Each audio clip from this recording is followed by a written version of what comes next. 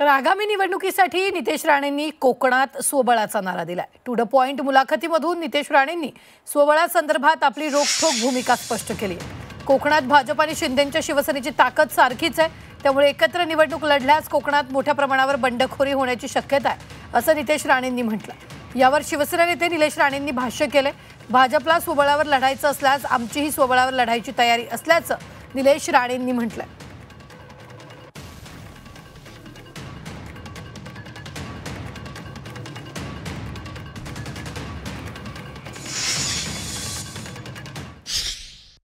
स्वबळाचा नारा कोकणातनं सगळ्यात पहिले आम्हाला ऐकायला लावले, जिथे काय ज्या थोडंफार ठिकाणी की भाजप इथे स्वबळावरती लढेल तिथे चांगली गोष्ट बघा। चांगला प्रश्न आहे, तुम्ही टेक्निकली समजून घ्या।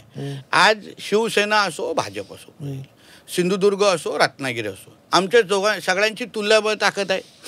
खासदार उदाहरण सिंधुदुर्ग घ्या, खासदार राणेसाहेब स्वतः आहेत, मी स्वतः तिथे सिंधुदुर्गाचा पालकमंत्री आहे। एका मतदारसंघाचा आमदार तुल्यबळ ताकद। दुसऱ्या बाजूला निलेशजी आहेत आणि दीपक केसरकर आहेत, ते शिवसेनेचे होते, तिथे दोघांची अगर तुल्यबळ ताकद अगर कमलेशजी असेल आणि आम्हाला अगर युती करायची अगर वेळ असेल तर तुम्ही विचार करा बंडखोरी किती होणार। आता उदाहरण नगर परिषदेमध्ये 20 सीट आणि जिल्हा परिषदेमध्ये 50 सीट।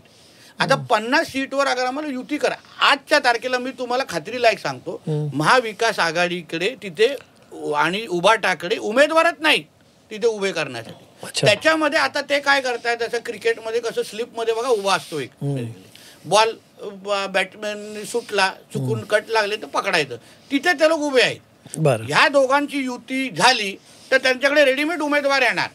प्रत्येक आमच्या कार्यकर्त्याला आज उभं राहण्याची इच्छा आहे, त्यांचं स्वप्न आहे, प्रत्येकाला वाटतं की आणि दुसरा मुद्दा म्हणून युती न करणं हे दोघांच्या हिताचं आहे। शेवटी निर्णय अंतिम निर्णय वरचेच घेणार, पण हिताचं करणं बंडखोरी होणार नाही।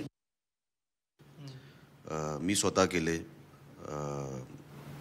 उदयजी सामंत यांनी केलं, दीपकजी केसरकर यांनी युती व्हावी म्हणून प्रयत्न केले, आम्ही शिवसेनेतून प्रयत्न केले, पण सातत्याने मित्रपक्षाकडून आम्ही स्वबळावर लढणार असं त्यांच्या भाषणामध्ये त्यांच्या प्रेसमध्ये सातत्याने सांगत ते आले, म्हणून आता काय पर्याय नाही। आता परवा मी सांगितलं की आता स्वबळावर तर स्वबळावर आमची ताकद आहे, तयारी आहे।